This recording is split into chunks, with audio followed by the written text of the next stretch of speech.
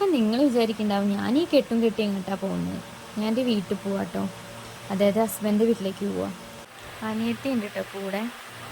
1 മാസത്തോളമായി വീട്ടിലേക്ക് വന്നിട്ട്, അതുകൊണ്ട് തന്നെ പോകുമ്പോൾ ഭയങ്കര സങ്കടം ഉണ്ടായിരുന്നു കേട്ടോ.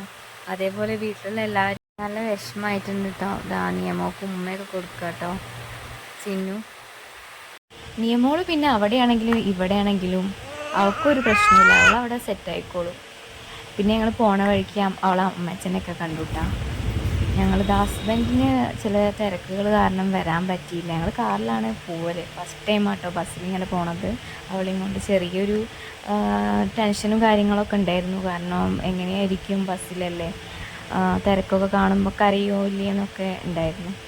അവർ രണ്ടാളും ഉറങ്ങിയിട്ടോ.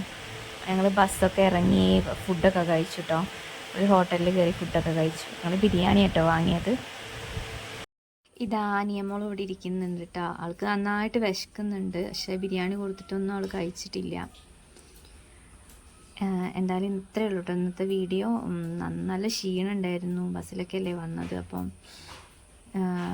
വീഡിയോസ് കാര്യമായിട്ടൊന്നും എടുക്കാൻ പറ്റില്ല, വീട്ടിലേക്ക് കയറുന്നൊന്നും അങ്ങനെ എടുക്കാൻ പറ്റില്ല. എന്തായാലും നെക്സ്റ്റ് വീഡിയോ കാണുന്നത് ടാറ്റ.